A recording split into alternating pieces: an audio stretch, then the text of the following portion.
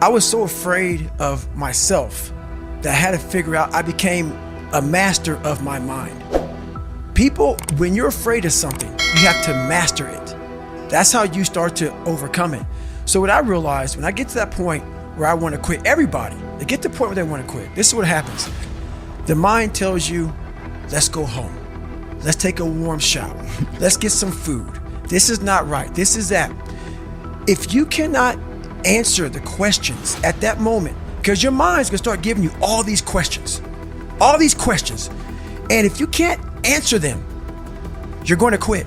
What I realized when I was going through Buds, Ranger School, all this 100-mile race, 200-mile races, pull-up records, my mind would come creeping in. Like when I was doing 4,030 pull-ups at 2,000 pull-ups and my hands were ripped open, my mind said, look, brother, we've done all these other things. You've proven yourself. You're good. If I didn't have the answer to respond to my mind and say why I'm here, why I'm doing this, you will always lose that fight. You have to have the response to what your mind is going to tell you. And another thing about that is self-talk. A lot of people have like these big four on mental toughness. All that shit is crap. About self-talk, visualization. It's true. But the thing about self-talk and all these things, they ask me, what do you think about when you're on mile 100 of a 205-mile run?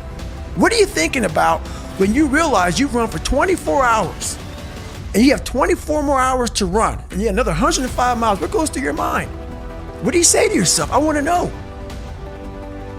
A lot of people think self-talk works. It does, but it doesn't work without the suffering before your mind starts saying we need self-talk.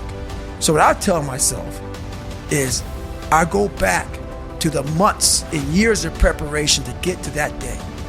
And I'm telling myself, the 3:30 in the morning, and I'm looking at my shoes and I want to go out there and run 30 miles. I have to, in that second, in that moment of this self-talk, my mind saying, you gotta find more, you gotta find more. I once again calm down, go back into my mind, in my cookie jar I call it, and I have to reflect back on the shit I did to get here. And that becomes my self-talk. Self-talk does not work unless it is real. Most of us lie to ourselves in the self-talk. It doesn't work. It has to be real. It has to be something that you've done to make it really work. A few weeks ago, I was in the gym working out, and this NBA player walks in with his trainer. I could tell by the exercise they were doing, he was used to doing just 12 reps. Because when the trainer said, let's do 15 today, he got a little attitude. It became very clear to me on why he was a bench warmer. Having that bare minimum fucking attitude will keep your ass on that bench. If you heard what kind of bitch he was being in that moment, he wouldn't have said it. It motivated me though. It was locked in my brain, it's still there now, on how he sounded. It kept me in the gym another 2 hours. The thing about it is this, it's not just the 3 reps that he failed to fucking recognize. It's what happens in those 3 fucking reps that make you better. Never do the bare minimum. Stay hard. I'd rather you hate me and get better than like me and stay the same. A lot of us are full of shit. I was one of those people back in the fucking day. And sometimes I'm still full of shit. We think that we're working our ass off, working hard. You know, we've been working out hard in the gym for a month, but we haven't seen any results. So we get all fucking down in poopy pants and shit. You study for 30 minutes for a fucking test, and you didn't do as well as you thought. What the fuck did you expect? You're not putting in the work. You have to do more. You gotta stop telling yourself that you're doing enough. In life, it's never enough until you feel this overwhelming feeling of shit, man. I'm outworking the crowd. I'm outworking everybody. I'm doing more. It's not until then, once you get there, that's when you fucking know you've done enough. Stay hard. Our mind wants to protect us. The mind is like, honestly, it has a tactical advantage over us. It knows our deepest, darkest fears or insecurities. It knows where we start to feel, we start getting that doubt creeping that says, hey man, you know what, man, maybe this isn't good. Let's go back home to the wife. Let's go back home to the kids.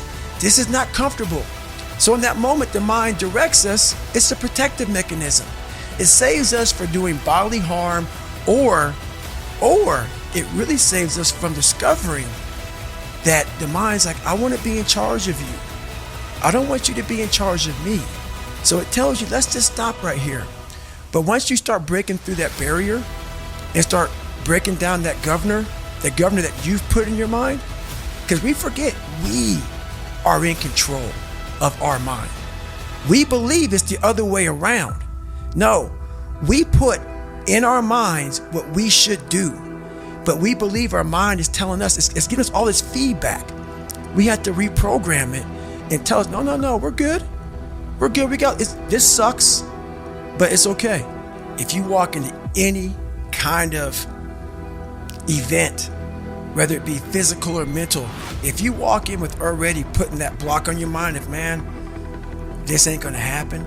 People go, how did you run 135 miles to death, fat, and so? How did you run 100 miles with no training? Because I went into it not thinking, I can't do this, man. I went into it with a strategy. I had an open-mindedness. So until your mind is open to the possibilities that I can do this, you would never be able to do it. Once the mind starts to believe it can be achieved, only then does it start to break down tactically how we can do this. Until then, you're gonna always lose. A buddy of mine calls me the other day and says he's having trouble running past 8 miles. This is a guy who can run 30 miles any time of the day. So I tell him to come out to my house and we'll get some runs in. So he comes out, he goes, man, I'm telling you, I can't run past 8 miles. But I realize in his life, he's had a new kid, more responsibilities at work, all this stuff. He's not thinking about this, I am. So I take him out for a run. We get 30 minutes into it. How far are we going, Goggins? I ain't tell him. Get an hour into it, I ain't tell him. Hour and a half into it, didn't tell him. So soon he shuts up. We run 3 hours. The guy does fine. Next day we go out there, he's able to run 20 miles again. So this is what happened to him. His circuit breaker blew. Our minds are very similar to circuit breakers. When they blow, you gotta figure out what it is. Sometimes you just add it too much to your fucking plate. Go back in your mind and figure it out. Stay hard. So I got an email the other day. This guy's talking about he's struggling to get up. Wants to go to the gym and start grinding early in the morning. I said, when I was 24, I had the same condition, man. I had the same problem. So I started to study it. The more I studied it, I came with this crazy conclusion. I was just being a bitch. When I say bitch, it's not gender specific. It's a mindset. In Goglish, it means weak, soft, feeling sorry for yourself. Get your ass up and lace them up. Stay hard. So I've been grinding lately. Had to go back to the fucking lab, readjust some shit in my brain, put a lot of miles in. Every day, run over 20 miles a day, getting up early, going to bed early, eating the right shit. This last week, started taking a toll on me. I usually don't think too much. Get my shoes on, head the fuck out. I've been thinking a lot. That internal voice that's been talking to me, talking about, oh man, you're tired. Looking at my shoes about 30 minutes before I put the motherfuckers on. Pushing back the time of that I go out to go run. So I decided to tape record myself. That internal voice I put on tape. Sounds like a straight bitch when I listen to that motherfucker.